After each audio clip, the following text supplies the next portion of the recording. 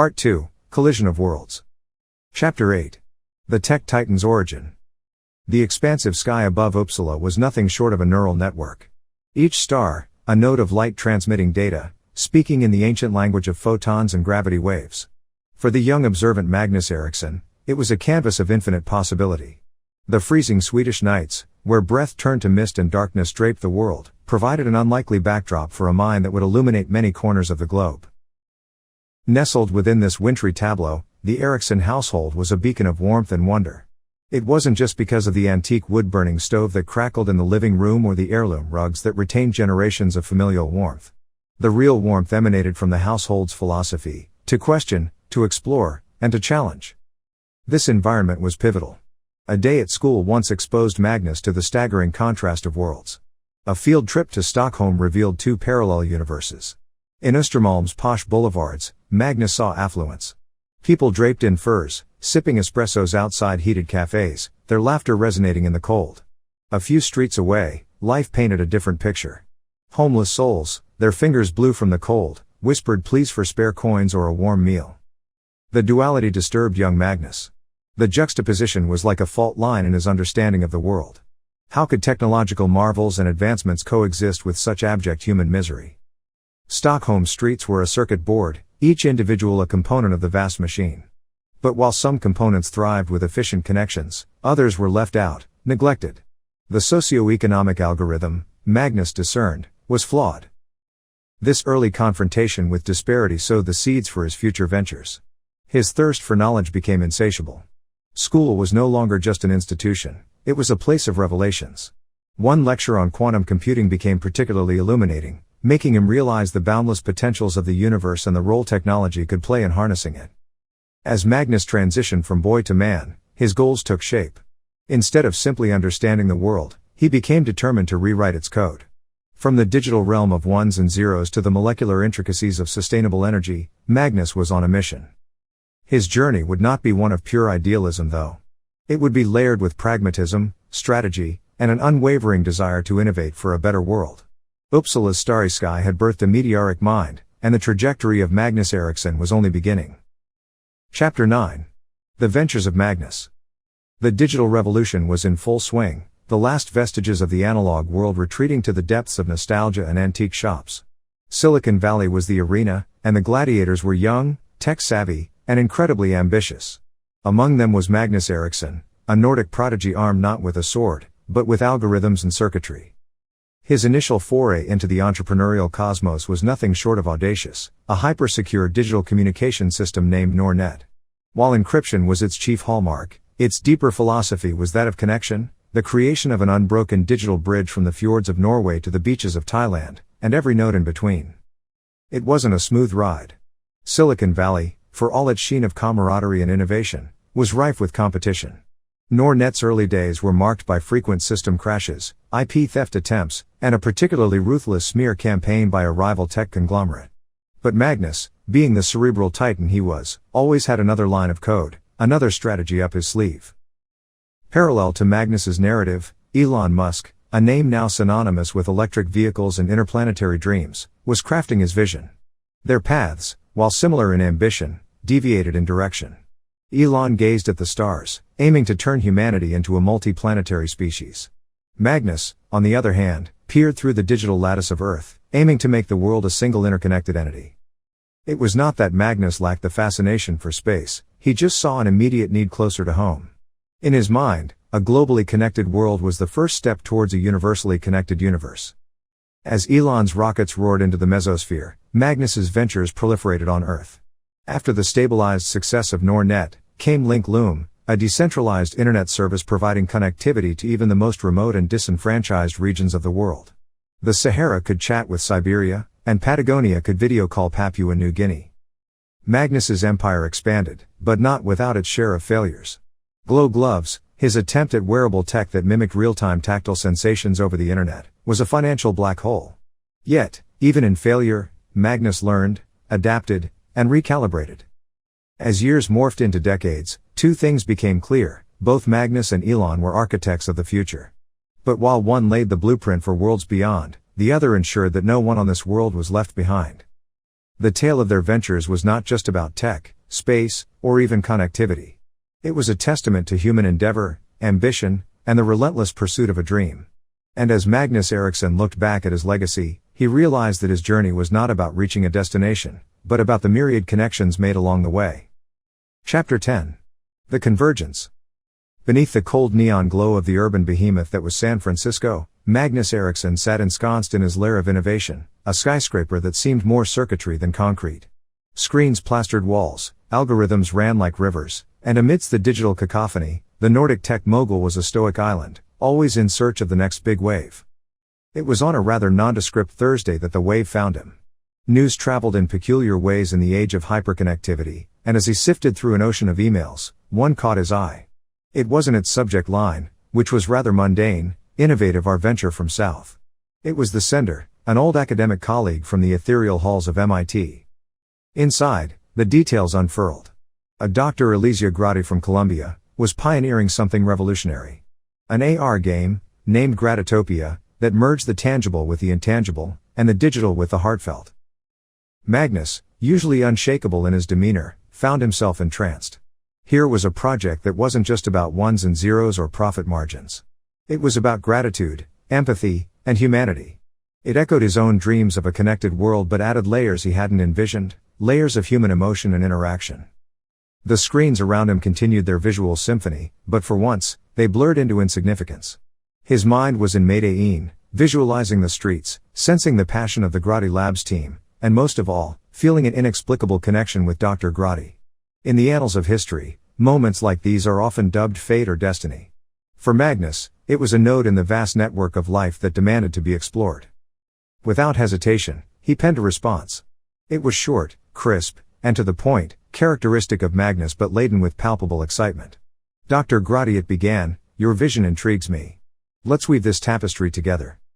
In that ephemeral digital instant, two worlds, one rooted in the Andean rhythms of Colombia and the other in the tech-laden hum of Silicon Valley, began their dance of convergence. The horizon promised a collaboration that could redefine humanity's digital age. Chapter 11. A Beacon of Hope. Elysia sat in her office in Medellin, surrounded by blueprints, algorithmic scribbles, and an overwhelming aroma of freshly brewed Colombian coffee. Her window painted a vista of rolling hills and the distant hum of the city. But today, her focus was sharply etched on the task at hand, crafting a proposal for Magnus Eriksson, the man whose very name could reshape the destiny of GRATITOPIA. The paper before her was still intimidatingly blank, save for a single phrase inked in elegant cursive, "The future is grateful." It was her anchor, a motto that had guided her through many a restless night. But how to distill a dream, her dream, into words that would resonate with a titan of tech? Every fiber of her being recognized the weight of this juncture. Magnus was no ordinary investor. He was a visionary, and she needed to mirror that vision but with the warmth of humanity interwoven. With a deep breath she began. In a world saturated with bytes and pixels, where genuine human connection often feels as elusive as a mirage, GRATITOPIA stands as an oasis. Hours turned into days. The proposal was more than just data, it was a narrative. A story of a game that wasn't just a pastime, but a lifeline to genuine human connection grounded in gratitude. In a corner of Grati Labs, a makeshift stage had been erected. It was here that Elysia decided to rehearse her pitch. Her team, a kaleidoscope of talent and enthusiasm, gathered, their faces a mix of eagerness and trepidation. Her voice wavered at first, betraying her nerves. But with every word, with every slide, her confidence grew. The room transformed from a mere practice stage to a microcosm of what might soon be their reality. GRATITOPIA pitched to the world through the lens of Magnus. As she concluded, a momentary hush settled, then erupted into applause. They were ready. In the dim glow of her office, Elysia paused to reflect. This wasn't just about securing funding or a partnership. It was about holding aloft a beacon of hope in an oftentimes cynical digital world. Her heart raced, not just from nervous anticipation, but from a fervent hope that their paths, hers and Magnus's, would soon align to illuminate a future built on gratitude. Chapter 12. The Past That Haunts. In the heart of a sprawling mansion nestled on the outskirts of Caracas, Daniel stood, surrounded by opulence most could only dream of. Golden chandeliers dripped from the ceiling, intricate murals told tales of power and dominion, and every shadow seemed to whisper secrets of dominion and control. To any outsider, it was a palace. To Daniel, it was a gilded cage.